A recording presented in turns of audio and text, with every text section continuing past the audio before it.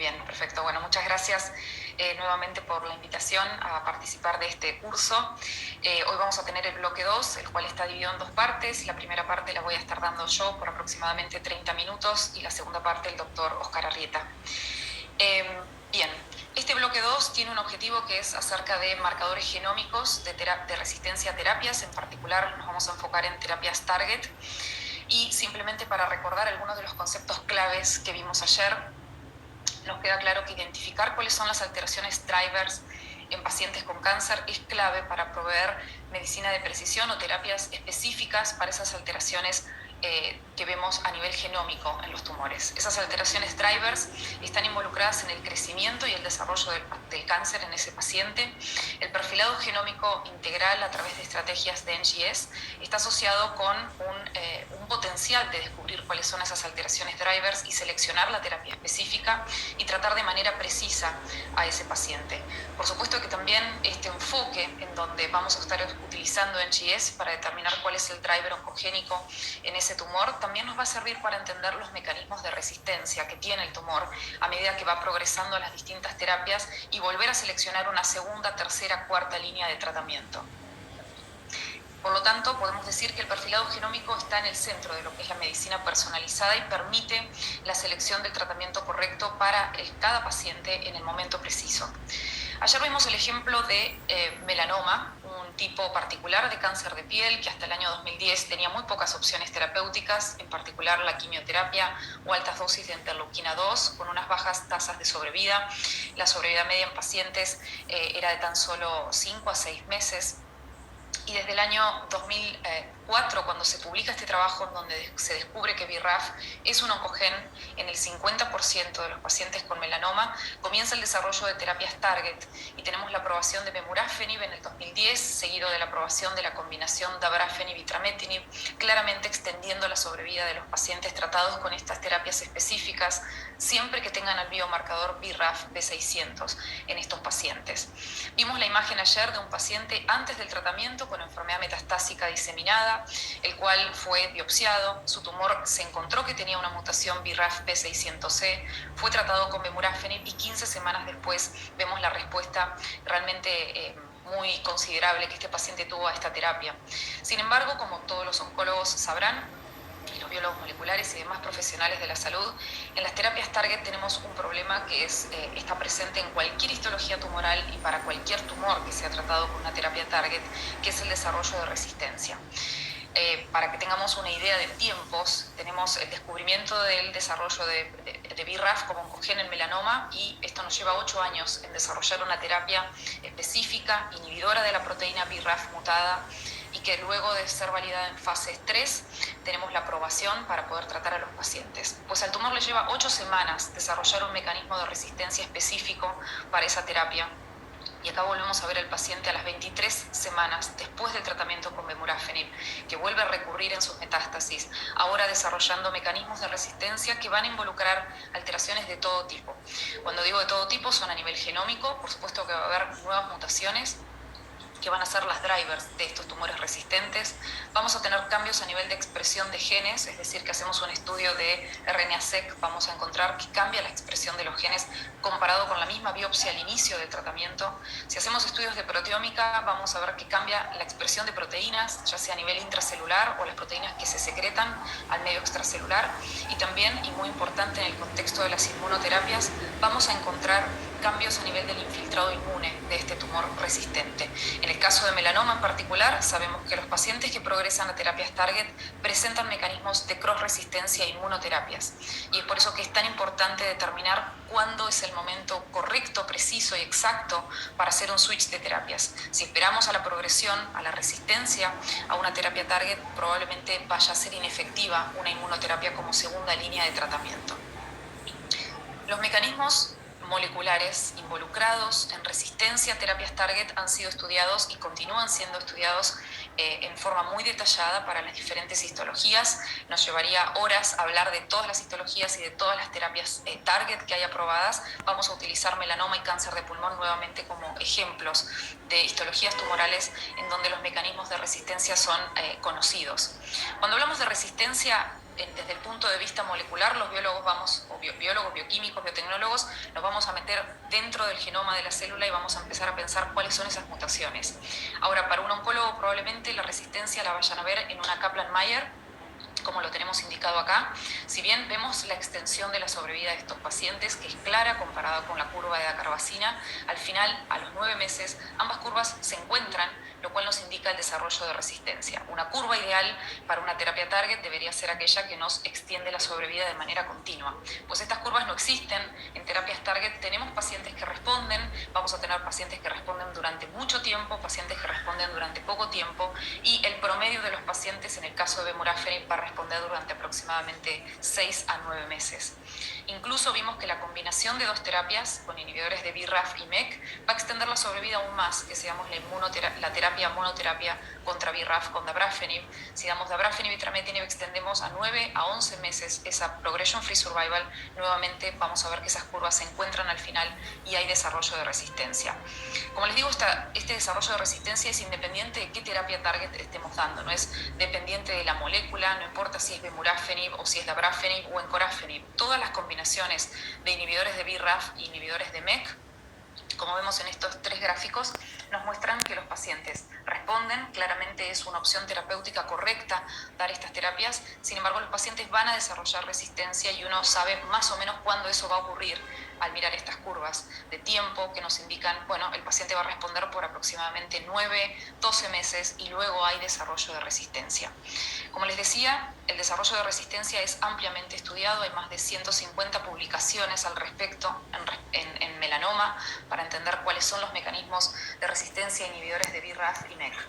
En este gráfico tenemos representado un resumen de cuáles son esos mecanismos de resistencia, en donde vemos reactivación de receptores tirosinquinasa con nuevas mutaciones, mutaciones dentro de las proteínas intracelulares, por ejemplo, mutaciones en RAS, mutaciones en MEK, formas truncadas de BRAF, amplificaciones de BRAF, activaciones de vías paralelas de PI3 quinasa, activación de SARC, entre tantos otros mecanismos. Podríamos estar horas hablando de mecanismos específicos a inhibidores de BRAF y MEK. Independientemente de cuál es el mecanismo, lo que vemos es que en el 70% de los casos hay una reactivación de la vía de MAP quinasas, la cual vuelve a disparar la proliferación celular en estas células.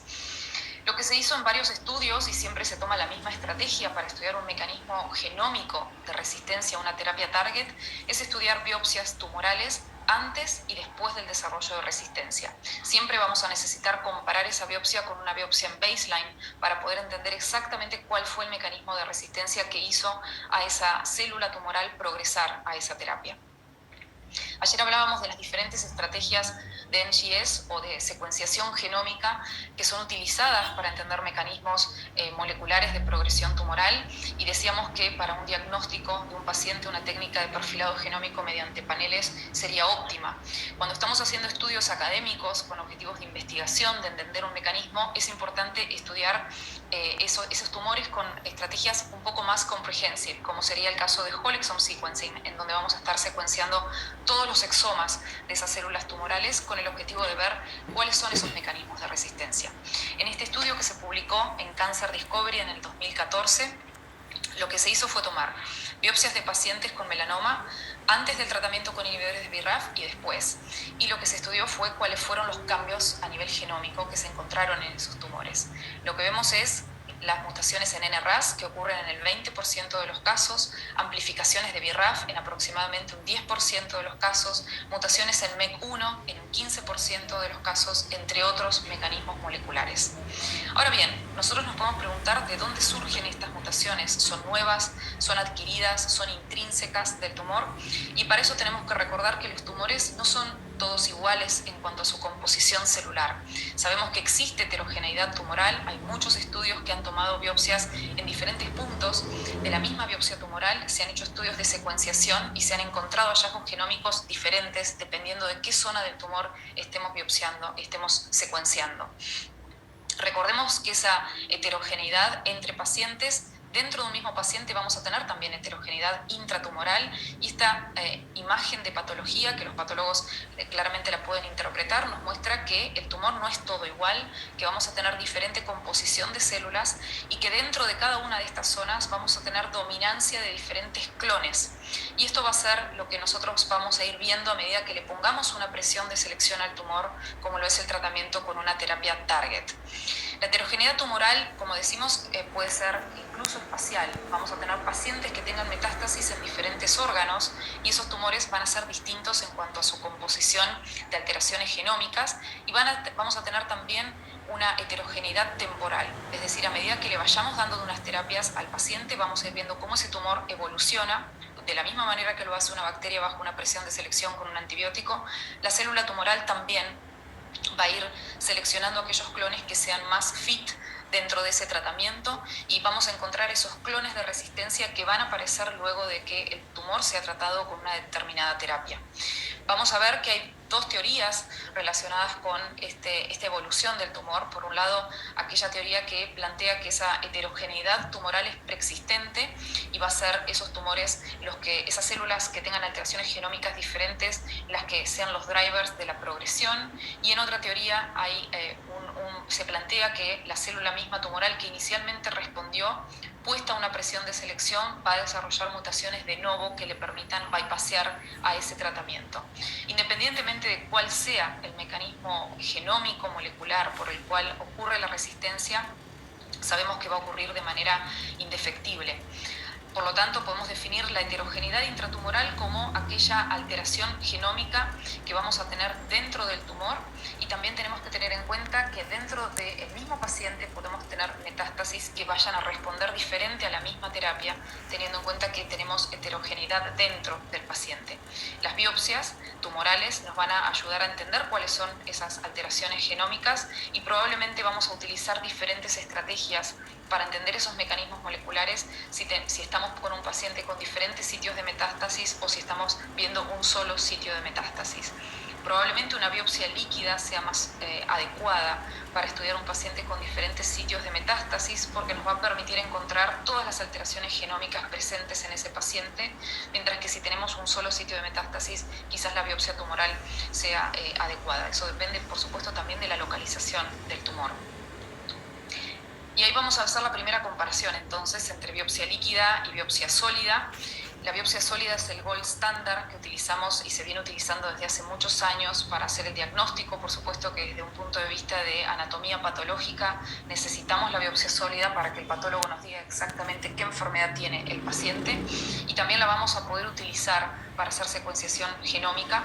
Sin embargo, es un procedimiento invasivo que va a generar dolor. No va a ser fácil tener biopsias longitudinales, es decir, a lo largo del tiempo. Si queremos hacer un estudio en baseline durante el tratamiento y en la progresión, probablemente sea muy difícil acceder a biopsias sólidas a medida que el paciente es tratado con las terapias.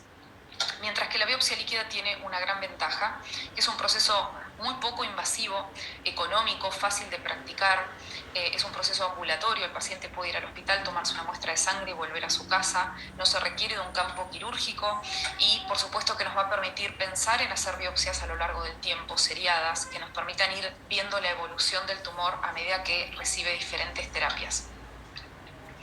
Este es un caso de curso, un patient journey de un paciente hipotético a lo largo del tiempo, donde vamos a ver las aplicaciones de la biopsia líquida, en donde claramente el estudio de mecanismos de resistencia quizás es el principal o la principal aplicación de las biopsias líquidas. Lo que vemos acá es un paciente diagnosticado con cáncer de pulmón.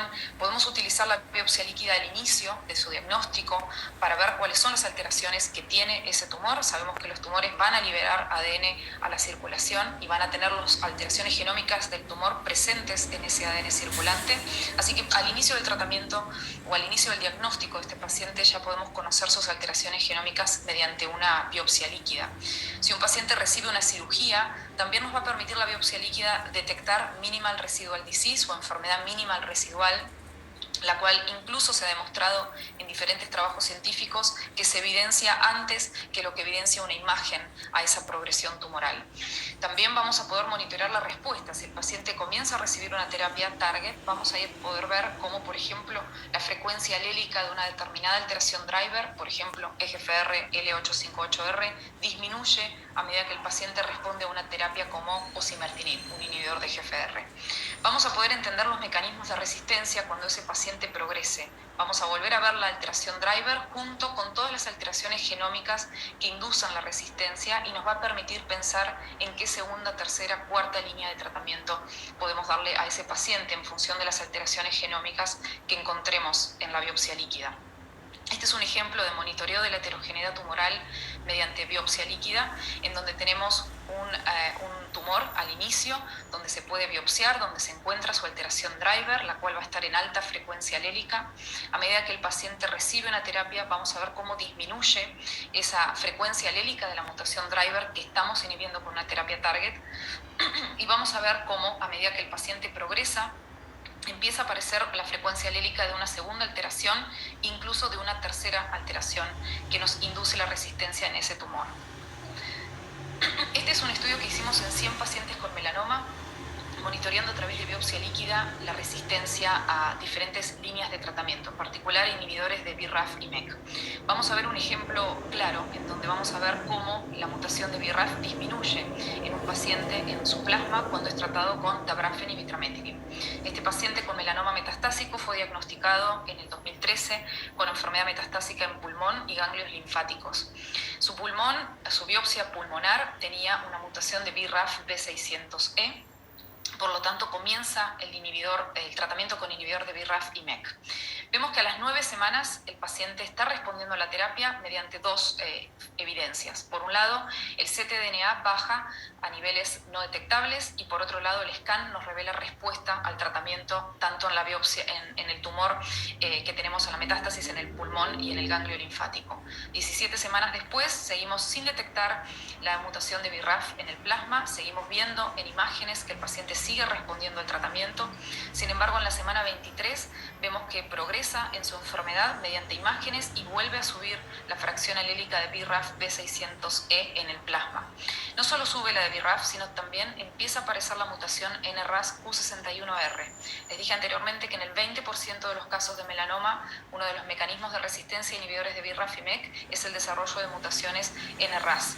Lo que vemos acá entonces es cómo comienza a subir la mutación de NRAS en el plasma y vemos que en las imágenes el paciente progresa. No solo vemos que progresan sus dos metástasis iniciales, sino que aparecen nuevos sitios de metástasis en cerebro, en el riñón y en glándulas adrenales. El paciente recibió ipilimumab como segunda línea de tratamiento, no respondió a la terapia y eso también lo podemos ver no solo en imágenes, sino que vemos cómo la mutación de BRAF continúa aumentando su frecuencia alélica en el plasma. Sabemos que la cantidad de frecuencia alélica que veamos en la biopsia líquida está directamente proporcional a la carga tumoral. Este es un ejemplo claro de cómo podemos utilizar la biopsia líquida para monitorear resistencia y creo que el mensaje más claro de este ejemplo es que si detectamos una mutación de NRAS en un paciente con melanoma es necesariamente inmediato sacarle el tratamiento con inhibidores de BRAF, porque ya está demostrado ampliamente que podemos desarrollar una hiperprogresión. Sabemos que si le damos a un tumor con una mutación de BRAF y una mutación de NRAS un inhibidor de BRAF, vamos a inducir esa vía de MAP quinasas de manera mucho mayor que si solo tuviera la mutación de BRAF. Por lo tanto, nos sirve también para saber en qué momento frenar un tratamiento y dejar de dar una terapia que va a generar daño en vez de generar una cura o un tratamiento en ese paciente. Acá tenemos otro ejemplo. Este es un paciente con melanoma acral que recibió diferentes líneas de tratamiento. Inició con la carbacina, seguido con imatinib, ipilimumab, pembrolizumab, carboplatino, plaquitaxel y plaquitaxel al final. Vamos a ver que son 6 líneas de tratamiento, en donde en este caso lo que hicimos fue secuenciar con whole exome sequencing el plasma para entender todos los mecanismos de resistencia que se desarrollaron en este paciente, y lo importante es que detectamos 2 clones diferentes. Uno que tenía la mutación KIT, driver en melanoma acral, y otro clúster, este que está indicado en azul, que tenía una mutación driver en SF3B1, que es un supresor tumoral. Lo que vemos es que mientras un clon responde a pembrolizumab, otro progresa a esa terapia, lo cual nos habla de esa heterogeneidad tumoral que les había comentado. Es decir, que mediante estrategias de NGS vamos a poder entender mecanismos de resistencia, y vemos, por ejemplo, que estos dos clones que tienen alteraciones drivers distintas, ambos responden a una terapia que es bastante inespecífica, como lo es la quimioterapia, mientras que en el caso de una terapia como la inmunoterapia, IPI o Pembro, vemos de respuestas diferenciales al tratamiento. Otro estudio clásico es este paciente con mutación de BRAF B600C, con carcinoma colorectal, en donde vemos 4 sitios de lesión: una metástasis en cerebro, una biopsia, una metástasis hepática de la cual se tomó una biopsia, una segunda metástasis hepática de la cual también se tomó una biopsia, y una lesión subcutánea. Se hizo un estudio genómico en cada una de estas alteraciones, y como vemos no hay coincidencia en todas las lesiones respecto de los mecanismos de resistencia. En la lesión del cerebro vemos una amplificación de GFR, pero las mutaciones en KRAS y en NRAS no fueron detectadas. En la primer biopsia hepática vemos también la mutación de BRAF, pero vemos que aparece esta mutación de KRAS y NRAS, mientras que la amplificación de GFR no está detectada. En la segunda biopsia hepática está KRAS mutado, pero NRAS no, y en la amplificación de GFR tampoco. Y en la lesión subcutánea vemos que tiene la mutación de BRAF y KRAS, y no NRAS ni tampoco GFR. Es decir, que vemos mecanismos heterogéneos de resistencia en cada una de estas metástasis, y la única forma de cubrir todos estos mecanismos de resistencia es mediante una biopsia líquida, la cual capturó los 4 mecanismos de resistencia representados acá con diferentes frecuencias alélicas, lo cual de nuevo nos habla de la importancia de pensar qué tipo de biopsia y qué tipo de perfilado genómico vamos a utilizar en resistencia a una terapia target. En la actualidad la biopsia líquida se aplica para cualquier histología tumoral. Simplemente a modo de ejemplo, en cáncer de pulmón pueden utilizarse estas biopsias líquidas para detectar alteraciones accionables y definir una selección de una terapia, monitorear evolución subclonal en los tumores. En el caso de cáncer de mama, nuevamente para detectar alteraciones accionables y hacer un match de esas alteraciones a terapias target, predecir cuándo el paciente va a responder. En el caso de cáncer colorectal se está dando mucho uso para detectar enfermedad mínima residual, entre otras aplicaciones. Como les digo, esto es agnóstico. La biopsia líquida se puede aplicar a cualquier histología tumoral. En el caso de adenocarcinoma pulmonar, vimos ayer que tenemos diferentes alteraciones drivers, ya sea en enfermedad temprana o metastásica. Es uno de los tipos tumorales en donde más aprobaciones de terapias target tenemos. Al menos 10 biomarcadores ya nos sirven para seleccionar una terapia para los pacientes. Vimos ayer también que después del descubrimiento del genoma humano, el desarrollo de terapias target para tratamiento de pacientes con cáncer de pulmón ha incrementado de manera considerable. Esta lista está actualizada hasta mayo de este año, en donde vemos claramente cómo tenemos una gran cantidad de opciones terapéuticas para tratar las diferentes alteraciones genómicas. Un ejemplo claro es la mutación de GFR, y para esta alteración tenemos inhibidores de primera, segunda y tercera generación. Vimos en particular gefitinib, erlotinib, afatinib y osimertinib como opciones terapéuticas que se utilizan ampliamente en la actualidad en la clínica. Los pacientes presentan alta tasa de respuesta a estas terapias si tienen la alteración driver, con progression-free survivals que cada vez se extienden más. Sin embargo, como son terapias target y como vimos en melanoma, los pacientes van a desarrollar resistencia, ya sea que sea una first generation therapy, como lo es gefitinib, o una inhibición de segunda generación, como lo es afatinib, o incluso las terapias más avanzadas, como osimertinib. En todos los casos, nuevamente vemos que estas Kaplan-Meier se tocan al final, lo cual nos indica desarrollo de resistencia en estos pacientes. Y ese desarrollo de resistencia de nuevo ha sido estudiado mediante esta estrategia de tomar una biopsia en baseline y versus progresión. Este trabajo se presentó en ESMO en 2018, y en este estudio se tomaron biopsias líquidas de pacientes que tenían la mutación driver de EGFR, y se comparó al inicio y luego de la progresión, ya sea a tratamiento con inhibidores de primera generación como gefitinib y erlotinib, o a tratamientos con inhibidores de tercera generación como osimertinib. En todos estos pacientes se tomó la misma estrategia. Se tomaron muestras apareadas en baseline versus progresión y se estudiaron sus mecanismos de resistencia. ¿Qué es lo que sabemos?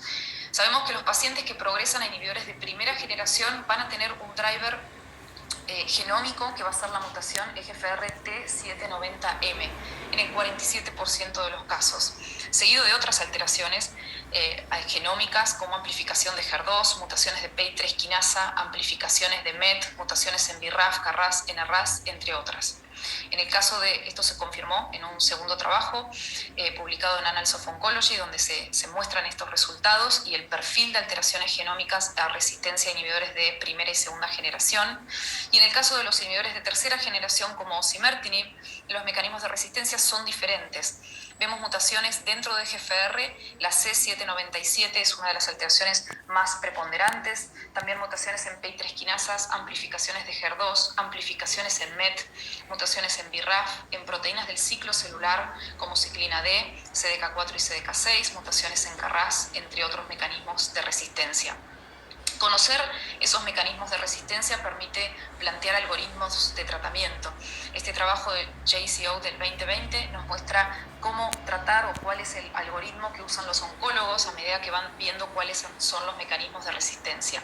Y por ejemplo, en el caso de un paciente que progresa una terapia con osimertinib, si se encuentra un mecanismo que se bypassea a esa terapia, como lo es la amplificación de MET, hoy podemos considerar terapias inhibidoras de MET como capmatinib o tepotinib.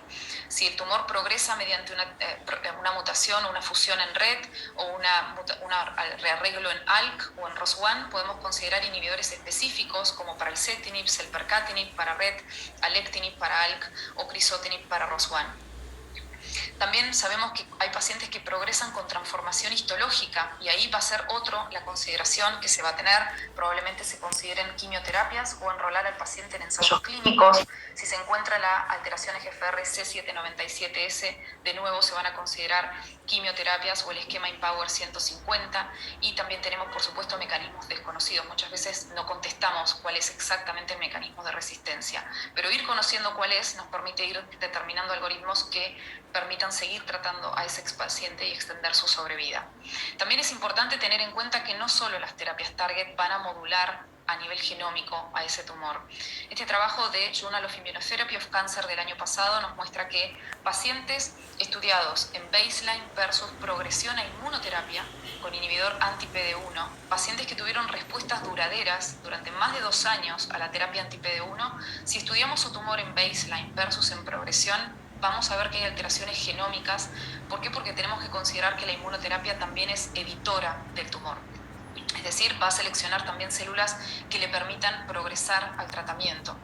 Y vemos en este caso el paciente 2 que no tenía al inicio de su tratamiento con inmunoterapia anti-PD1 una mutación en BRAF, vemos que en la progresión sí la tiene. En este caso tenemos un paciente que tiene una mutación de BRAF al inicio, pero no la tiene en la progresión.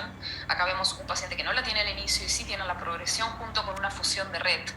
Y vemos un paciente que no tenía mutación de EGFR y tiene una mutación de EGFR en la progresión.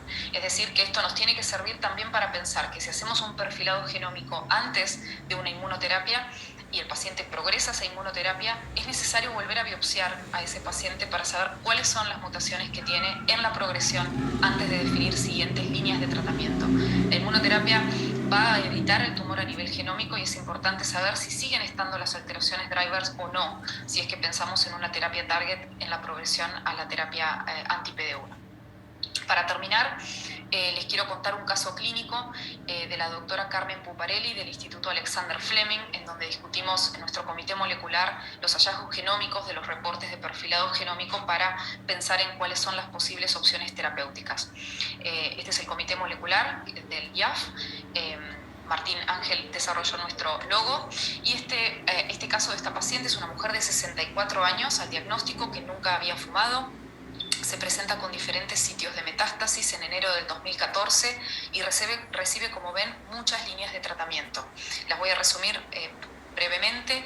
Inicia con un tratamiento con quimioterapia, pemetrexed. Se confirma que lo que tiene la paciente es un adenocarcinoma de pulmón. En diciembre del 2014 se hace una biopsia y un estudio de single biomarker en donde se ve que tiene una delesión del exón 19 y también una mutación en ALK. Empieza el tratamiento con crizotinib, tiene un intervalo libre de progresión muy corto, progresa a nivel del sistema nervioso central, recibe erlotinib, seguido de carboplatino y pemetrexed, con intervalos libres de progresión de 1 año y 2 meses. Luego de 6 meses empieza el tratamiento con afatinib. Fíjense que acá la biopsia líquida, tratando de detectar el mecanismo de resistencia a estos inhibidores de primera generación, nos muestra que es una T790 negativa, por lo tanto recibe afatinib. Luego progresa su tratamiento con afatinib, vuelve a dar negativo el ctDNA, pero una biopsia de tejido da positivo para la alteración T790M. Recordemos que en el 47% de los casos de adenocarcinoma de pulmón tratados con inhibidores de primera generación o de segunda generación desarrollan estas mutaciones T790M en EGFR. Esta paciente entonces es tratada ahora con osimertinib desde enero del 2018 y tiene un intervalo libre de progresión de 2 años, progresa en enero del 2020. Continúa su tratamiento con osimertinib hasta agosto del 2020, en donde se hace un estudio de perfilado genómico y donde vamos a ver ahora los mecanismos de resistencia y si hay alguna opción terapéutica basada en esas alteraciones. Este es el resultado del reporte del perfilado genómico, en donde vamos a ver los biomarcadores de inmunoterapia. Vemos que tiene estabilidad de microsatélites, es estable, y un TMB bajo de 4 mutaciones por megabase. Ayer vimos que estos dos biomarcadores son agnósticos de histología tumoral, y si tuviéramos un TMB mayor a 10 o inestabilidad microsatelital, podríamos pensar en inmunoterapia, anti-PD1. En este caso no podemos hacerlo porque no presenta esos biomarcadores. Vamos a ver ahora los hallazgos genómicos específicos. Por un lado, vemos la alteración EGFR. Piensen que al inicio esta paciente tenía la deleción del exón 19, luego de que recibió erlotinib y afatinib, desarrolla la T790M, tenemos la amplificación de EGFR y la alteración C797S. Este mecanismo de resistencia vimos que cuando un paciente recibe inhibidores de tercera generación puede desarrollar mutaciones en el gen de EGFR que le permitan bypassear el tratamiento con osimertinib. En el 7% de los casos es la alteración C797S en este caso. Esto ha sido reportado en varios estudios. Este es un paper del 2019 en donde vemos la descripción de los mecanismos de resistencia a osimertinib en segunda línea, en donde está la mutación C797S. Vemos que ahí podrían haber sido otros mecanismos de resistencia. Vemos también la mutación en CDKN2A, también presente en este tumor.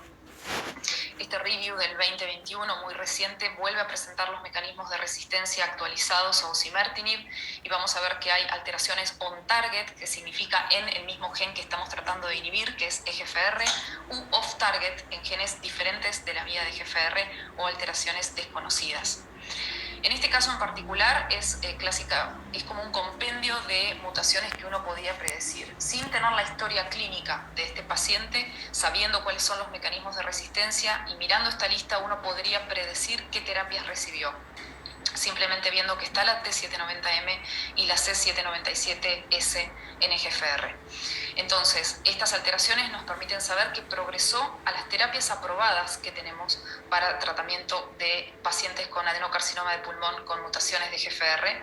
No tenemos ya opciones de darle inhibidores de primera o segunda generación o tercera generación. Sabemos que hay varios que están siendo desarrollados, todavía no aprobados por la FDA, pero que en un futuro vamos a tener opciones terapéuticas para inhibir a estos mecanismos de resistencia. Simplemente no lo tenemos en este momento. Es importante considerar que las mutaciones que tenemos en resistencia a osimertinib pueden darse en el mismo alelo o pueden darse en distintos alelos. Y esto ha sido reportado para osimertinib en particular, en donde las mutaciones terciarias en el gen EGFR, en la quinasa EGFR, pueden darse en una distribución alélica en cis o en trans. Y esto es importante que uno lo pregunte cuando recibe un perfilado genómico, porque en el caso de que tenga una mutación C797S que esté distribuida en forma alélica en trans, el tumor sigue siendo sensible a los inhibidores de primera generación. En este caso nosotros cuando recibimos el reporte, el cual no indica si esa distribución alélica es en cis o en trans, consultamos a información médica y nos reportaron que tanto la EGFR T790M como la C797 estaban en cis, por lo tanto considerar volver a darle un inhibidor de primera generación no era posible. Si uno carga los hallazgos genómicos en la base de datos de My Cancer Genome, puede obtener algunas evidencias, quizás en case reports o en trabajos preclínicos o en estudios de fase 1, como este trabajo, en donde vemos esta evidencia de que con estas alteraciones genómicas una posible combinación terapéutica sí podría ser afatinib y cetuximab. Y esto está basado en este estudio del 2014 de Cancer Discovery, que muestra que la inhibición dual de EGFR utilizando estas dos drogas puede ser efectiva en aquellos tumores independientemente de que tengan la mutación T790M o no. Vemos que los pacientes responden a esta combinación terapéutica. Luego tenemos en este tumor una mutación en P53. Esta mutación en P53 es una mutación con pérdida de función. Recordemos que P53 es el guardián del genoma humano y que este tipo de alteraciones son frecuentes de ser encontradas. Si bien P53 no es accionable a nivel terapéutico, podemos considerar que si está presente en el tumor va a tener un impacto en la sobrevida y en el pronóstico de este paciente. Este trabajo de JCO Precision Oncology del 2018 nos muestra que los pacientes que tienen una conmutación en EGFR y en P53 tienen peor pronóstico y peor sobrevida respecto del tratamiento con inhibidores de EGFR. También tenemos una amplificación en AKT1, la cual ya ha sido descrita como mecanismos de resistencia a terapia inhibidora de EGFR. Podríamos pensar en un inhibidor específico de AKT, lo cual sería off-label, y simplemente nos ayuda también a entender por qué este tumor está progresando, aunque no tengamos en este momento una terapia para inhibir esta vía de señalización, ni tampoco quizás sea efectivo inhibir algo que esté tan downstream de la vía de PI3 quinasas cuando vamos a seguir teniendo el receptor tirosin quinasa constantemente activo. Por otro lado, tenemos una pérdida de CDKN2A y una pérdida de NTAP. Estos dos genes se encuentran en el mismo cromosoma 9, muy cercanos uno de otros, y cuando se ve una pérdida de CDKN2A, en el 90% de los casos es una copérdida con MTAP. Esta copérdida de dos genes podríamos pensar en un inhibidor de CDK4 y CDK6. Ha sido reportado ya como mecanismo de resistencia a osimertinib, alteraciones del ciclo celular. Lo estamos viendo en este gráfico. Este es un trabajo de Nature Genetics que estudió biopsias de pacientes antes y después de la progresión a osimertinib, donde se vieron alteraciones de proteínas del ciclo celular como una diferencia estadísticamente significativa, y nos habla de que aquellos pacientes que lo tienen peor sobrevida. Los inhibidores de CDK4 y CDK6 en el contexto de una lesión de CDKN2A podrían considerarse. Vemos acá algunas evidencias científicas de OncoKB. Sin embargo, cuando empezamos a buscar en trabajos científicos que hayan testeado a esta droga en pacientes, vemos que no ha sido una respuesta considerable. Vemos que hubo una respuesta tan solo en el 1.8% de los casos, 2.9% de los pacientes. Si vamos a buscar un poco más de evidencia preclínica, vemos que hay estudios que ya están testeando palbociclib en combinación con osimertinib en células con resistencia a osimertinib. Y vemos que si damos esa combinación de terapias, logramos arrestar las células en fase G1 del ciclo celular.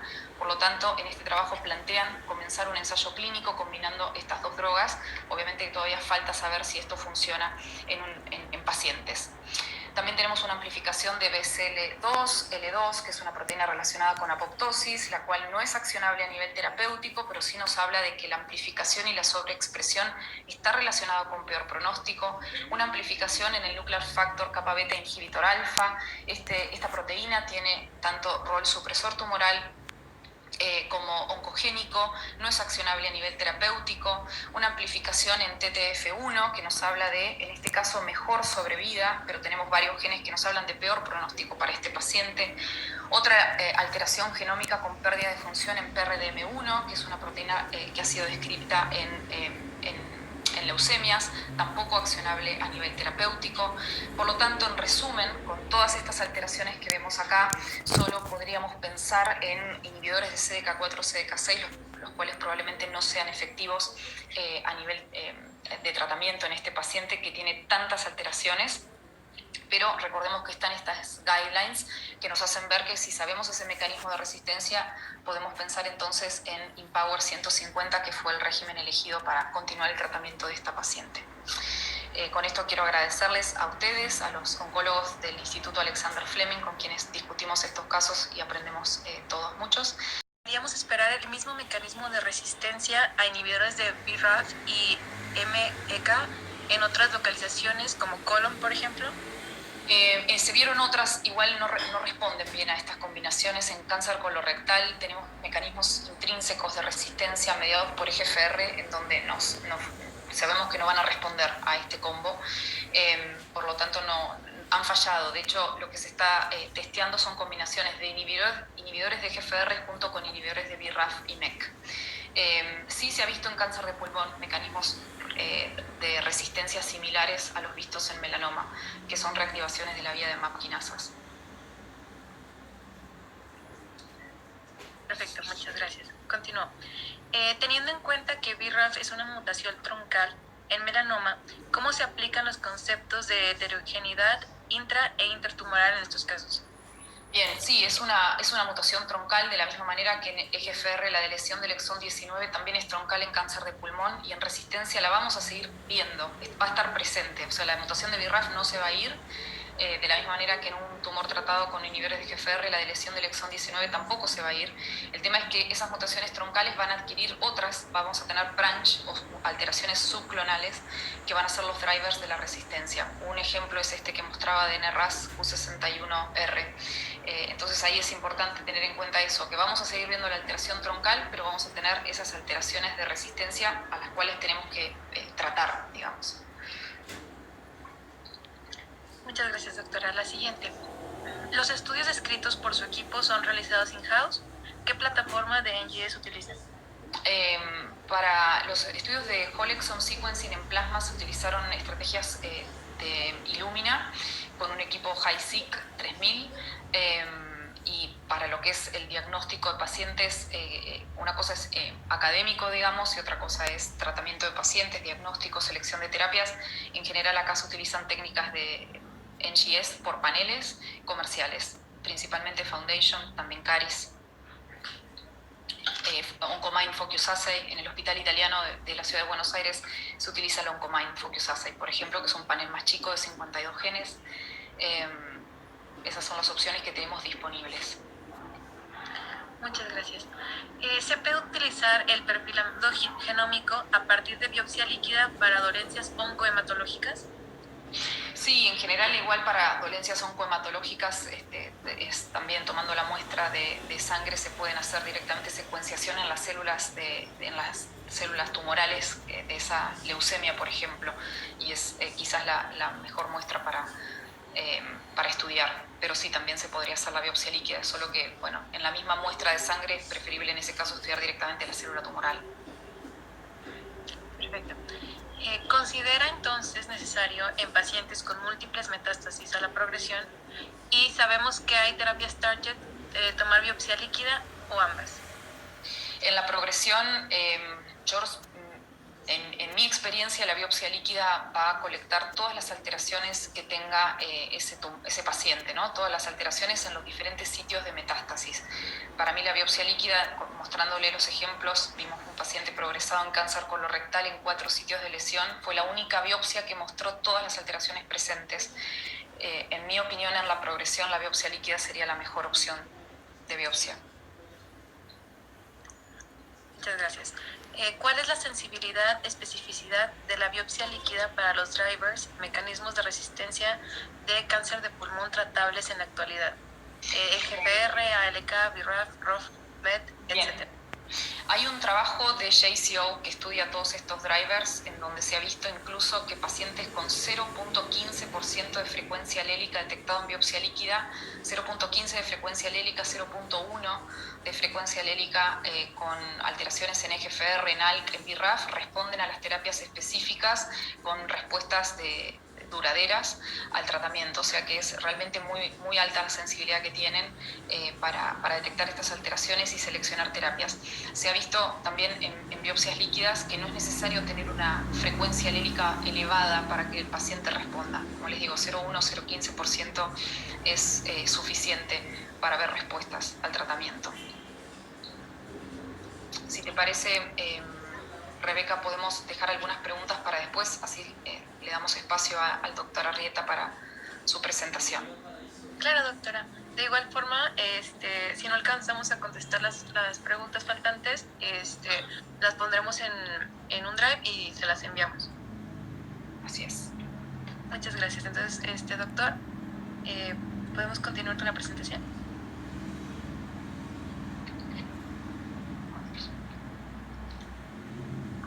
Muchas gracias. Vamos a presentar la presentación.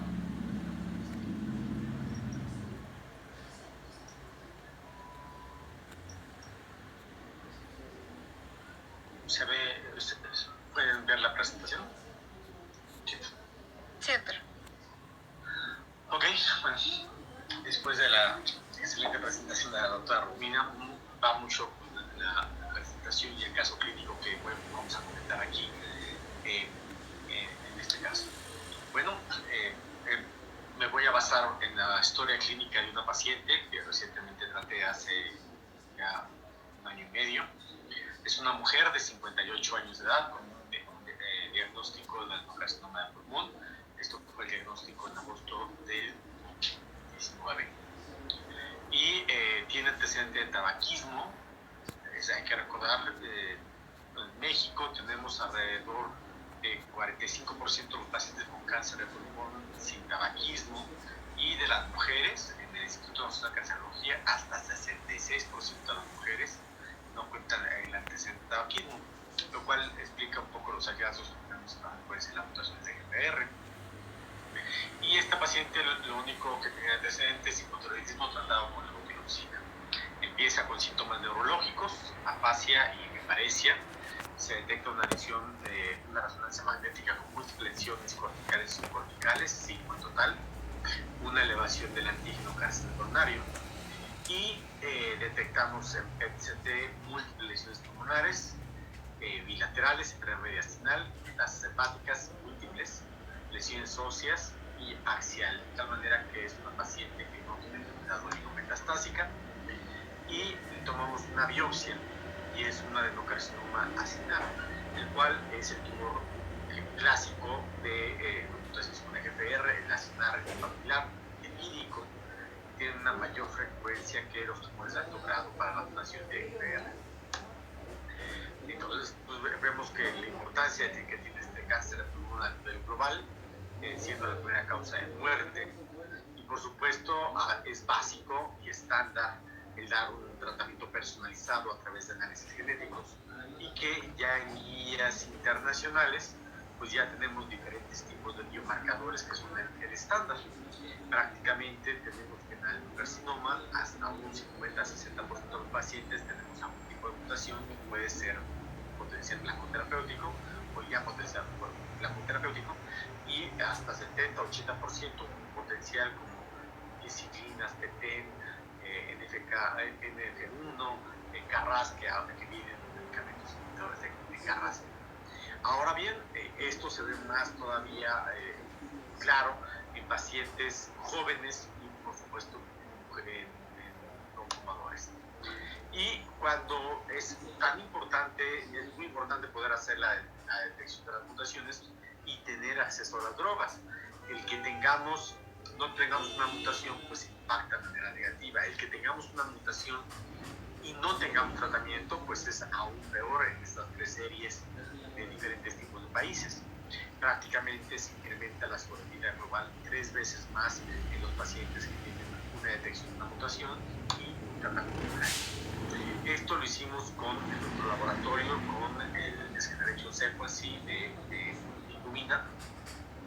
No es Foundation One, son datos de laboratorio, en donde encontramos que los pacientes sin mutación tienen una sobrevida de 21 meses, aquellos pacientes que tienen una mutación pero no tuvimos el acceso al medicamento, 20 meses, y aquellos pacientes que tuvieron una mutación y encontramos tratamiento, 85 meses de expectativa de sobrevida, y esto particularmente elevado en pacientes con EGFR y CARRAS, donde vemos aquí claramente diferencias en la expectativa de sobrevida de ambas mutaciones. CEMET y CARRAS, al no tener un blanco accesible actualmente a nuestros pacientes, se impacta de manera muy negativa.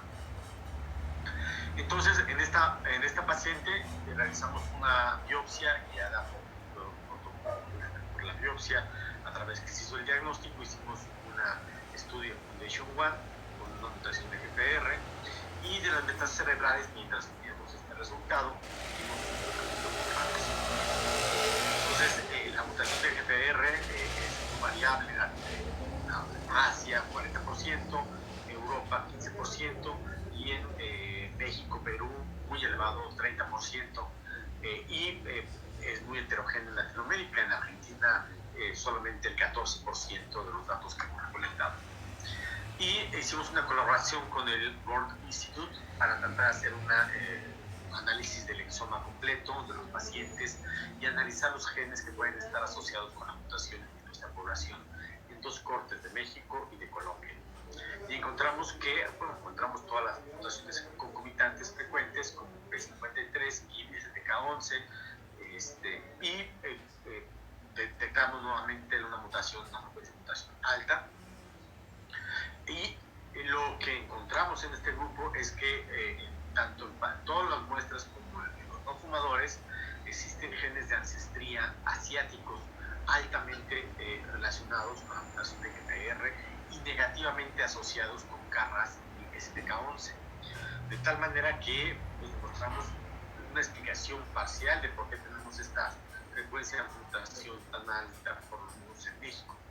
Y vemos aquí las 2 cortes, tanto en México como en Colombia, una muy alta frecuencia de mutación asociada con los genes de ancestría y de manera negativa a KRAS y STK11. Entonces, el resultado de la mutación de Next Generation Sequencing, encontramos que la carga mutacional es de 3, es una carga mutacional baja, mutación del exón 19, como la vemos aquí, y la amplificación de CCNE1 y P53. Entonces, nuevamente, vemos la importancia que tiene hacer la Next Generation Sequencing. Hay formas de hacer las determinaciones de manera química, FISH, PCR, pero no tenemos el tiempo suficiente, se requieren de múltiples pruebas, y lo que menos tenemos también es tejido para poder estar haciendo estas pruebas, que muchas veces simplemente con la inmunoquímica se pierde el tejido. Y por supuesto, estas pruebas de Next Generation nos dan pruebas múltiples, nos da detección muy altamente sensibles, mucho más sensibles para el PCR, inclusive también detectar mutaciones del exón 20, por ejemplo, que se detectan solamente el 50% por 15 de PCR, pero con Next Generation Sequencing se logra detectarlo todo. Y por supuesto, otros datos que también son importantes, otros tipos de mutaciones axonales, conmutaciones y, por supuesto, la carga mutacional. El costo de estos, el diagnóstico, el que ha aumentado el costo es particularmente el diagnóstico molecular. Pero vemos aquí cómo se va incrementando el costo porque cada vez más pacientes tenemos en tratamiento, pero en realidad, pues si es de manera individual, hay una tendencia a bajar los costos de la detección de mutaciones cuando es con Next Generation Sequencing. Pero además, pues vemos que esto no es práctico de manera secuencial, el tiempo, el tejido, y por supuesto los paneles son muy importantes. Si vemos los costos reales, hacemos prueba por prueba, tenemos una costo-efectividad mayor para pruebas de detección múltiple. Además, son mucho más sensibles. En esta serie publicada en Nueva York, pacientes que tuvieron cáncer de pulmón en jóvenes y en población no fumadora, que no se detectó las mutaciones inicialmente de manera secuencial, se hizo una prueba de Next Generation muy profundo, y encontrando que hasta 30% de los pacientes se logra detectar una mutación de los pacientes. Además, hablando de costos, pues sí, tenemos un elevado costo con las pruebas de Next Generation Sequencing, pero, por ejemplo, cuando no tenemos mutaciones oncodriver, pues tenemos la opción de inmunoterapia. Las mutaciones y los resultados de Next Generation Sequencing nos va a dar como un resultado de genes como STK11 que no sean negativos en inmunoterapia, que estos pacientes no van a responder a inmunoterapia. Entonces estamos hablando que no vamos a dar un tratamiento caro a pacientes que van a tener un pobre pronóstico y además un costo elevado. De esta manera también, de manera indirecta, se está ahorrando una cuestión económica con esta situación. Aquí vemos también mutaciones de KIP, como tienen un pronóstico muy negativo con el tratamiento de inmunoterapia. Bueno, entonces hicimos estas pruebas de Next Generation Sequencing y Hay muchas combinaciones de mutaciones, ya hablaba la doctora Romina acerca de esto. Vemos primeramente que las mutaciones de GPR son como el queso, no todas son iguales, no todas saben iguales, de tal manera que pues, vemos que hay más de 150 mutaciones, 594 tipos de mutaciones que han sido reportadas, de resistencia, de sensibilidad, mutaciones raras de sensibilidad, mutaciones que pueden ser dentro del exón 20, que pueden ser muy cercanas a la hélice y que tienen mejor sensibilidad a cierto tipo de medicamentos, de tal manera que es extremadamente variable. Y para empezar, las diferencias entre el exón 19 y 21, pues vemos claramente que el exón 21 en todos los inhibidores tienen mejor pronóstico, con una reducción de riesgo para con quimioterapia del 0.24 versus con el EGFR una reducción de riesgo de progresión de 50%. Adicionalmente, vemos aquí cómo los pacientes con EGFR mutado versus wild type tienen un nivel muy bajo de carga mutacional. Esto explica en parte por qué los pacientes no responden a quimioterapia. Y también los pacientes que llegan a tener carga mutacional alta tienen una baja respuesta a inhibidores de tirosinasa con una mejora de pronóstico. Ahora bien, nosotros hicimos un pequeño estudio de Chung-Wan en el cual detectamos dentro del panel de Chung-Wan más de 3 o menos de 3 mutaciones y encontramos claras diferencias sobre vida libre de progresión de 36 versus 5 meses en los pacientes con EGFR tratados con inhibidores de primera generación. P53, ya lo hablaba la doctora Romina, el impacto que tiene enorme sobre la progresión, tienen hasta 7 veces más riesgo de progresión cuando forman con el exón 8 del P53 y 5 veces más de riesgo de muerte. Particularmente en el exón 19, como es nuestra paciente, cuando tienen P53 tenemos un enorme efecto en la sobrevida libre de progresión y sobrevida global. En otra paciente detectamos también la mutación del exón 19 y detectamos que hay dos mutaciones, la RB1 y P53, que se caracteriza por los mutaciones de cáncer de pulmón en las pequeñas. Y vemos aquí cómo esta genodificación inicial, cuando inicialmente tenemos el diagnóstico histológico de adenocarcinoma, nos predice, además de una corta sobrevida, nos predice que el paciente va a desarrollar un tumor neuroendocrino, el cual es importante conocer esto para pronóstico y tratamiento. Pero la heterogeneidad de la mutación de GFR es más allá. Se han hecho estudios con más de 42 pacientes de tumores que han sido fragmentados en 1.400 focos y se analizó por diferentes técnicas la detección de GFR. La frecuencia varió de concordancia entre 80 y 87%, utilizando diferentes técnicas. Y además se encontró hasta 32% mutaciones de wild type y de mutaciones. Y adicionalmente en este estudio también la determinación del FISH por parte del EGFR de la sobreexpresión se detecta de 36% y por supuesto los segmentos usuarios tumorales que tienen mayor mutación tienen una alta frecuencia del FISH, de la número de copias, pero existe hasta 30% de los pacientes una importante heterogeneidad en la expresión y esto concuerda también con el pronóstico. Aquí vemos los análisis de los pacientes, de más de 4.000 pacientes de Chung-Wan con EGFR mutado, y vemos cómo puede haber diferentes tipos de mutaciones concomitantes, y que estas mutaciones como la elección de BIM, P53, HER2, CDK4, se impactan de manera negativa el pronóstico de los pacientes. Por otra parte, las metástasis cerebrales en nuestra población, en cancerología, la detectamos en el 42% al diagnóstico, es muy elevado. Los pacientes llegan con la enfermedad muy avanzada y esto impacta de manera global en la salud de los pacientes. Pero los pacientes con EGFR mutado es más notable. Aquellos que tienen EGFR negativo, 43% versus 57%, como en esta paciente que detectó con metástasis cerebrales.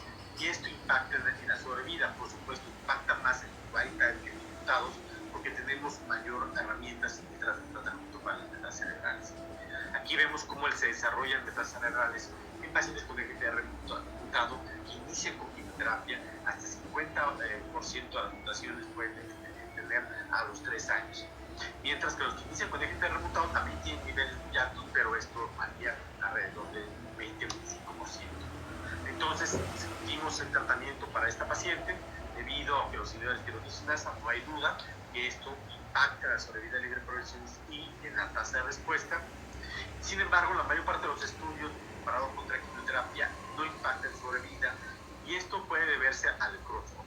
Después llegaron estudios que compararon directamente inhibidores de primera y segunda generación con inhibidores de tercera generación. Adicionalmente, también una opción de tratamiento son inhibidores de tirosinasa más inhibidores de angiogénesis que han incrementado la sobrevida libre de progresión, pero nada más. Entonces aquí vemos cómo en la mayor parte de los estudios aumenta la sobrevida libre de progresión, una reducción de riesgo casi del 70%, pero desgraciadamente no se impacta la sobrevida global, y esto hubo muchas trabas para poder autorizar los inhibidores de tirosinasa. Pero la razón es que en segunda línea, el 73% de los pacientes utilizaban este medicamento, pero esto, por supuesto, cuando un paciente no utiliza EGPR, un inhibidor, pues tiene una reducción de riesgo del casi 85% para muerte. Y pues hay un impacto enorme entre tener la mutación, no tener tratamiento tanto con EGPR como con ALK. Hay otras opciones de dar quimio más el TKI en varios resultados que impactan sobre vida global, y está el estudio FLAURA que compara TKI face to face con inhibidor de tercera generación como osimertinib, impactando sobre vida libre de progresión y posteriormente también en la sobrevida global. Por lo tanto, también, además de que esta paciente tiene metas cerebrales, que el mejor inhibidor que tiene penetración central pues es el osimertinib, en donde vemos claramente que los pacientes con metas cerebrales tienen una muy importante mejoría en la expectativa de sobrevida y control de la enfermedad. Teniendo en cuenta todo esto, teniendo en cuenta la sobrevida global de los pacientes, pues decidimos dar un tratamiento con osimertinib y no dar un tratamiento secuencial para evitar la progresión y mayor tiempo de control de la enfermedad. Decidimos dar tratamiento con osimertinib, tuvo una respuesta parcial, y vemos aquí la desaparición de las lesiones óseas.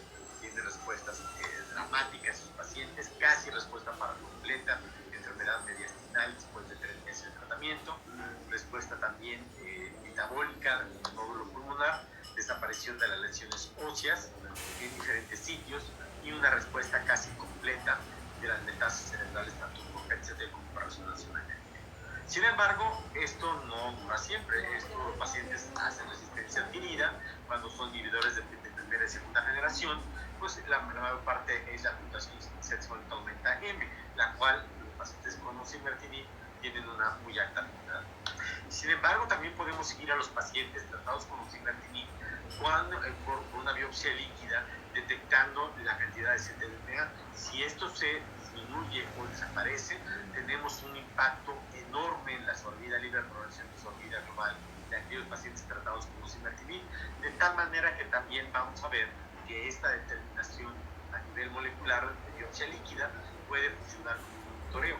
No sabemos bien qué tipo de progresión impacta para tomar la decisión de cambiar un tratamiento. La biopsia líquida entonces podría funcionar de manera muy bien para detectar esta mutación de resistencia, debido a todo el mecanismo de detección de DNA, y que este DNA puede ser detectado por técnicas muy sensibles, y que por supuesto también nos da otra ventaja. Generalmente las metástasis pueden ser heterogéneas en cuanto a las metástasis de resultados de resistencia, que en teoría en la biopsia líquida puede decir todo un cóctel para detectar estas mutaciones. Y así vemos cómo la sensibilidad de las pruebas por diferentes tipos de método puede ser tan alta con pruebas como PCR digital como 90%, y para detecciones de mutaciones en sangre comparado con tejido. Nosotros hicimos un estudio con 100 pacientes con una técnica de detección muy sensible para DNA, y detectamos las mutaciones en el 62% de los pacientes. La mayor parte de ellos probablemente fue de la mutación del exon 19. Por supuesto, ciertas combinaciones. Vemos aquí cómo encontramos la detección de la exon 19 y de la detección de L858R y de funciones 90M de resistencia. ¿Qué fue asociado con esta detección? Pues que el paciente tuviera progresión múltiple o dramática y sintomática. Cuando aquellos pacientes progresan lentamente o oligometastásico, la detección de mutaciones en sangre es la sensibilidad baja y la detección. Otro factor que encontramos es que pacientes que tengan elevado antígeno carcinomario tienen con mayor frecuencia la detección de suficiente de ctDNA para detectar las mutaciones. Y esto impactó de manera significativa cuando encontramos mutaciones de sensibilidad. Cuando la mutación se desaparece, inclusive durante la progresión, no se encuentra, vemos un impacto pronóstico, y esto nos habla de la carga tumoral que se tiene. Y por supuesto también la C90M impactó cuando no recibe el tratamiento específico, pero cuando recibe el tratamiento con osimertinib vemos un cambio significativo. Esto también en pacientes con metástasis cerebrales se ha detectado.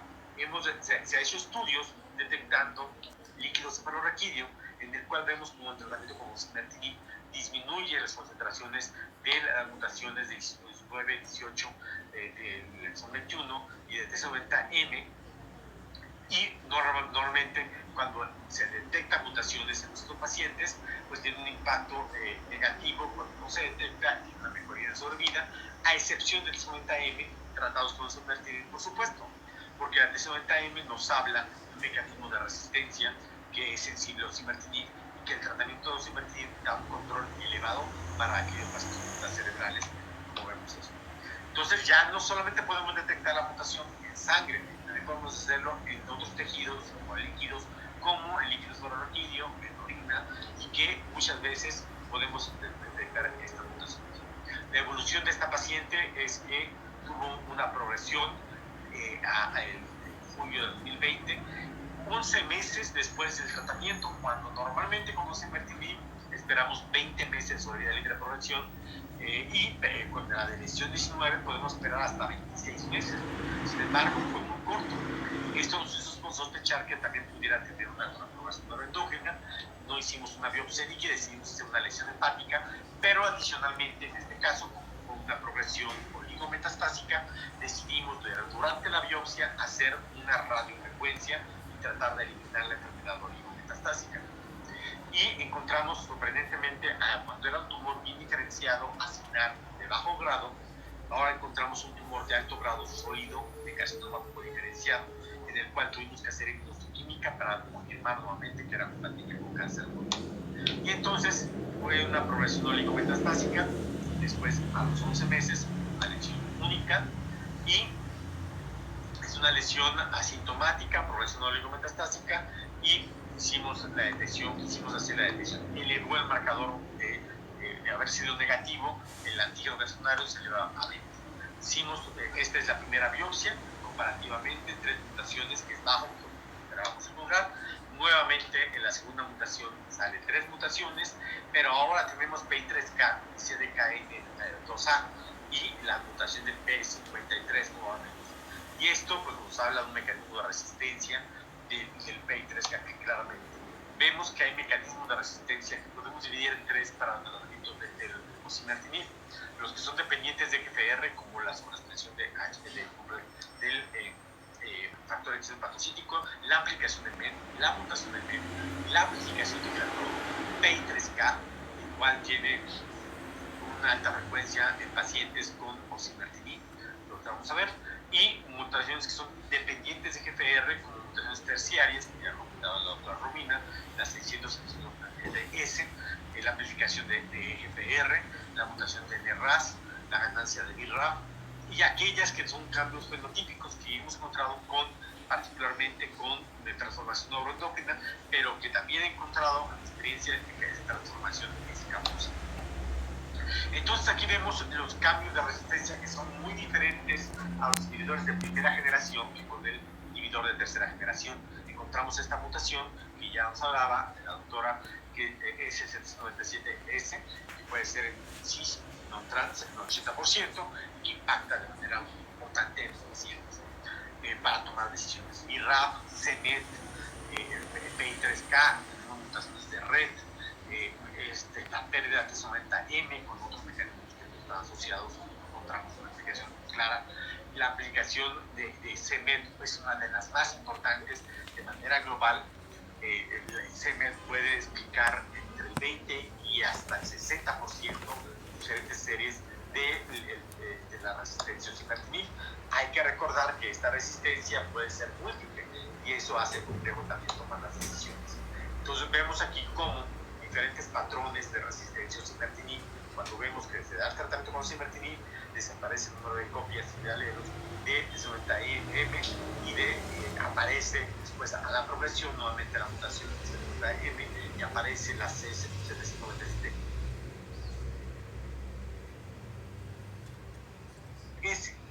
Y posteriormente vemos cambios en los cuales no se presentan ni la C90M ni la C70S, pero sí las mutaciones de sensibilidad.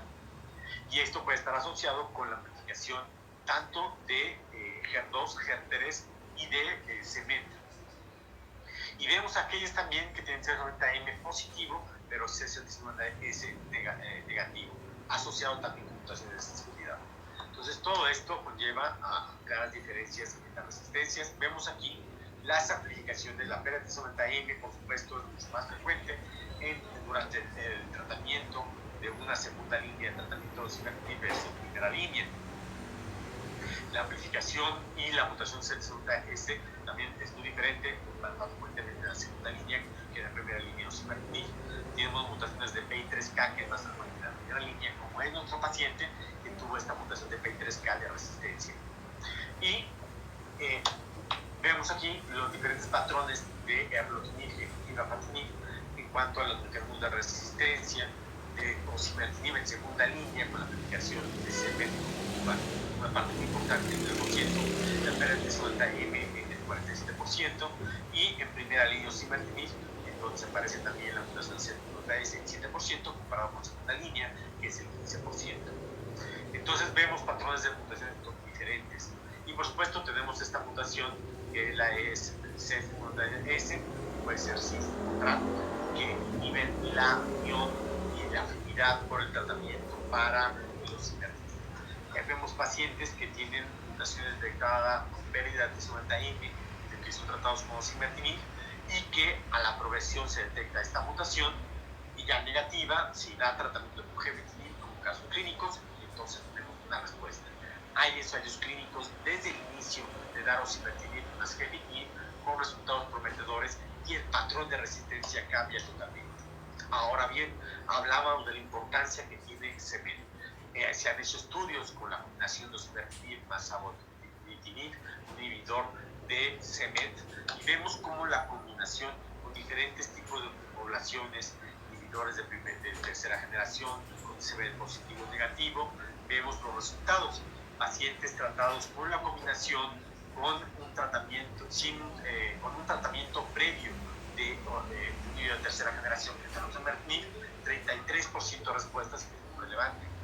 Sin embargo, pacientes tratados con inhibidores de primera y segunda generación y posteriormente la combinación de savolitinib y osimertinib, 67% de respuestas.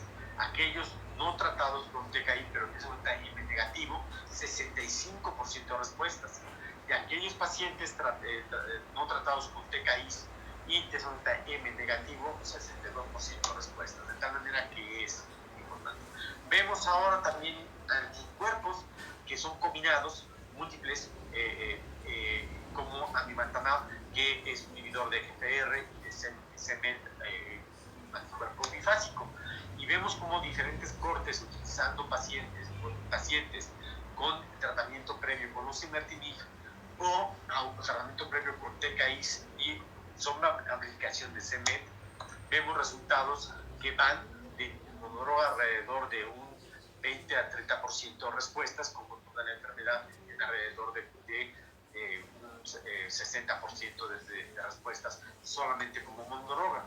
Por supuesto, ahora se está intentando también dar la combinación de amivantamab más un inhibidor de tercera generación como la acertinib en pacientes que progresan a osimertinib o inclusive a pacientes directos de tratamiento. Los resultados son muy prometedores en pacientes que progresan a osimertinib, 36% de respuestas, control de enfermedad 60%. Esto en base al conocimiento de las mutaciones. Por supuesto, también tenemos ahora nuevos anticuerpos conjugados, tanto para HER2,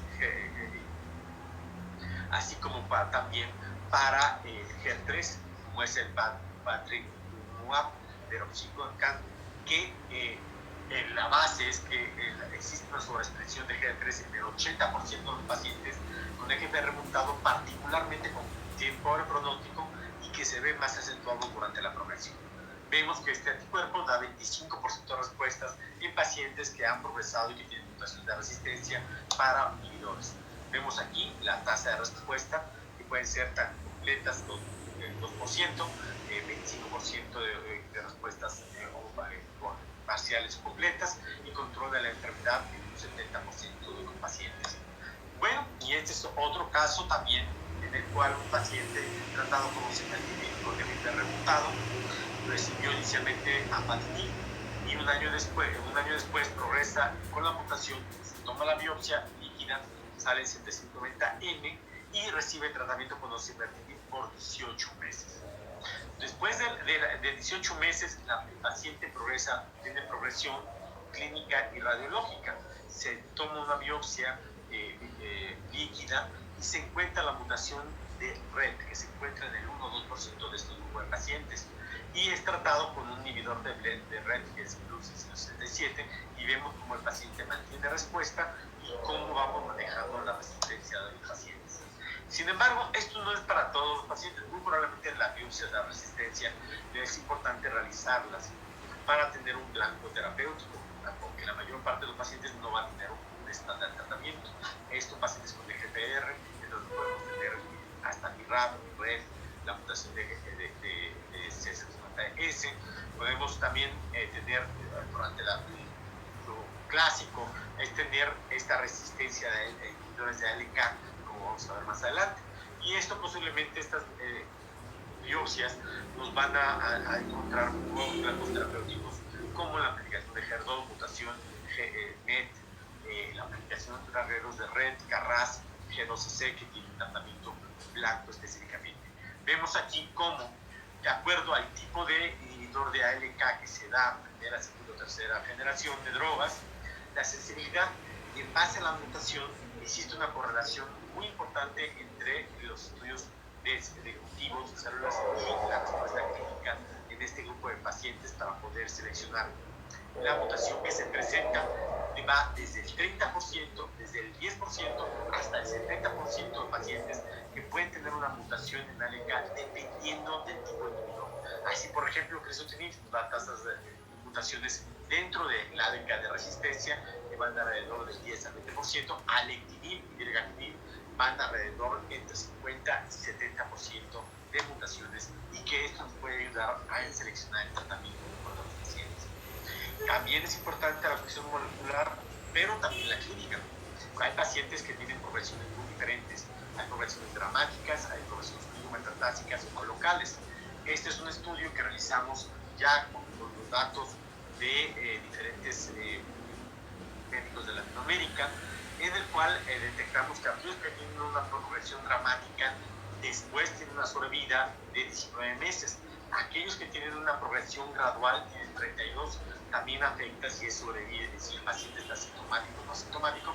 Y una cosa más importante y que se toma un poco en cuenta es que los pacientes que tienen una sobrevida libre de progresión al tener TKI más de 12 meses tienen 38 meses de sobrevida, comparado con solamente 9.6, que son los pacientes que tienen menos de 6 meses de sobrevida libre de progresión y que muy frecuentemente se asocian con carcinoma endometrial. Es aquí donde impacta la enfermedad oligometastásica. Vemos que los pacientes pueden ser tratados a la progresión. Si nosotros consideramos a este paciente con gemcitabine a los 8 meses, pues debemos cambiar un inhibidor o quimioterapia. Pero como es una progresión oligometastásica, damos un tratamiento con radiocirugía, y de esta manera podemos dar un tratamiento local. Es importante hacer notar que hay muchos estudios con pacientes con ALK y con EGFR, particularmente con ALK, que cuando se hace la biopsia en el sitio primario, si no progresa, y en el sitio de metástasis de progresión, el patrón de mutaciones cambia. Lo que también nos ayuda a la biopsia líquida es poder detectar esta mutación, pero eso también es la base para poder dar un tratamiento local del paciente. Y cuando teníamos una sobrevida libre de progresión de 8 meses con gemcitabine, logramos tener una sobrevida doble de ese paciente. Y en esta paciente decidimos dar un tratamiento local y como la radioablación después de la biopsia, y continuar con el cibernético. Desgraciadamente, 3 meses después desarrolló otras 2 lesiones metastásicas del hígado. Y entonces decidimos discutir el caso para ver qué podía ser la mejor opción de tratamiento. Vemos que los pacientes realmente no responden bien a inmunoterapia que no tienen rebutado, por todas las razones que hemos comentado. Sin embargo, los pacientes con EGFR rebutado tienen dependencia para el factor receptor endotelial, y la combinación de quimio e inmunoterapia es muy atractiva porque, además de que genera una mejor respuesta inmunológica. Está el IMpower 150, en el cual una alta población de pacientes fueron tratados con EGFR rebutado en 3 brazos, que es la combinación de quimio, inmuno y hidroxiangiogenesis con rituximab. ¿Qué pasó cuando se compararon con el estándar? Hubo una mejoría de sobrevida libre de progresión en pacientes con EGFR rebutado, que es el único estudio que hay evidencia de mejoría en la sobrevida libre de progresión y que llegó a tener un impacto significativo, casi el 50%, para la sobrevida global. De tal manera que, viendo los pacientes de sensibilidad de aquellos pacientes previamente tratados, pues se ve una reducción no solamente del 50%, casi un 60% reducción de riesgo de progresión y de muerte para este grupo de pacientes. Y mayor tasa de respuesta, 71 versus 42 para el tratamiento estándar. Entonces decidimos dar el IMpower 150 como parte del tratamiento. Esta paciente tuvo un descenso del antígeno carcinonario. Y bueno, hemos hecho estudios nosotros, uno muy reciente publicado este mes en Clinical Lung Cancer, que demostramos que la reducción de los niveles de antígeno carcinonario impacta enormemente y prácticamente lo doble de su vida en los pacientes, muy similar a la biopsia líquida con contenido ctDNA. Esta paciente toleró muy bien el tratamiento, tuvo una respuesta parcial ya con el tratamiento de la quimioterapia y además decidimos, con una respuesta a nivel sistémico, hacer el marcaje de la lesión a través de radiología intervencionista, darle tratamiento de SBRT, y la paciente tuvo una respuesta completa con el tratamiento locorrenal. La paciente continúa con tratamiento de mantenimiento y bueno, hay múltiples ejemplos que por presión del tiempo voy a concluir, en el cual pues la biopsia líquida, la Next-Generation Sequencing, biología molecular, ya es un estándar, no es el futuro, es el estándar. Cada vez sabemos manejar y tener más información de todas las conmutaciones que llegan. Entonces, estamos aprendiendo una cantidad enorme de información que nos ayuda a predecir el pronóstico del paciente y a poder determinar cuáles son los tratamientos en el futuro para estos pacientes. Y por supuesto, la biopsia líquida es fundamental. El tratamiento del paciente con cáncer de pulmón es multidisciplinario: cirugía, radioterapia, oncología, neumología, pero también viene la parte de la biología molecular. Nosotros tenemos un laboratorio que está personalizado, donde hacemos una descripción de casos a nivel molecular, como lo tiene también allá en la red. Muchas gracias. Muchísimas gracias, doctor, por su presentación. Por cuestiones de tiempo, solamente voy a realizar otras 2 preguntas y cerramos la sesión. La primera es, ¿cuál es su opinión sobre la combinación de inmuno más quimio en pacientes EGFR positivos? ¿Existe algún perfil molecular o situación clínica que prediga un beneficio con este esquema? Es una muy buena pregunta. Sabemos que hay unas mutaciones que están relacionadas con la resistencia a EGFR. La expresión de PDL1 no es un factor predictivo para la respuesta a la inmunoterapia en el IMpower 150, pero muy seguramente va a haber información más adelante de STK11 y KIP. Estas mutaciones, cuando son con EGFR mutado, es extremadamente bajo, entonces es difícil poder dar una conclusión. Entonces seguramente este tipo de mutaciones puede influir de manera negativa. Por ejemplo, la carga mutacional en el estudio de pacientes con EGFR mutado con inmuno con Ipi/Nivo, que recientemente fue presentado en el Lung Cancer Congress, no demostró que la carga mutacional, desgraciadamente, no pueda predecir la respuesta de EGFR mutado para la inmunoterapia, pero no se conoce para Ipi/Nivo, creo que es una respuesta, una pregunta muy importante. Una cosa es las mutaciones del LKB1 y otra cosa es la sobreexpresión que se puede tener con química. Tal vez yo intentaría hacer algún estudio con química con LKB1 para ver si podemos detectar algún biomarcador para pacientes que GPR y tratamiento con quimioterapia. Muchas gracias, doctor. Y la última es, si se tiene más de una alteración accionable, ¿cuál es el criterio de elección de terapia para cada uno, en caso de que no esté aprobada una combinación? No, realmente nos habla acerca del pronóstico, particularmente P53, que es la mutación que está más prevalente en el GPR mutado, hasta el 45% de los pacientes, es la que se conoce como peor pronóstico, y esto es más evidente en inhibidores de primera y segunda generación. Hay poca información con osimertinib, pero yo tengo pacientes con P53 con osimertinib con una muy larga expectativa de sobrevida, libre próximo, me ha llamado la atención. Yo creo que esto nos habla de factor pronóstico, pero también, por ejemplo, la CTKN2A, que es un factor negativo para el pronóstico de resistencia.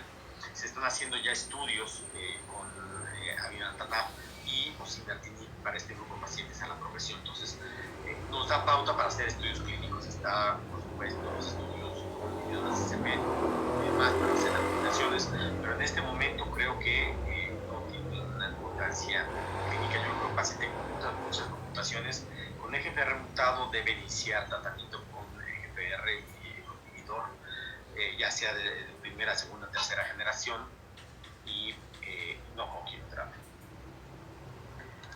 Muchas gracias, doctor. Gracias por su presentación, a la doctora Romy también, por su excelente presentación, las respuestas. Y bueno, para nuestros asistentes, el resto de las preguntas que no se contestaron durante la sesión se les harán llegar a través de la plataforma. Muchísimas gracias por conectarse con nosotros. Espero que les haya sido de mucha utilidad esta sesión y nos vemos la próxima semana. Que tengan muy lindo fin de semana. Gracias, igualmente. Adiós. Muchas gracias. Hasta luego.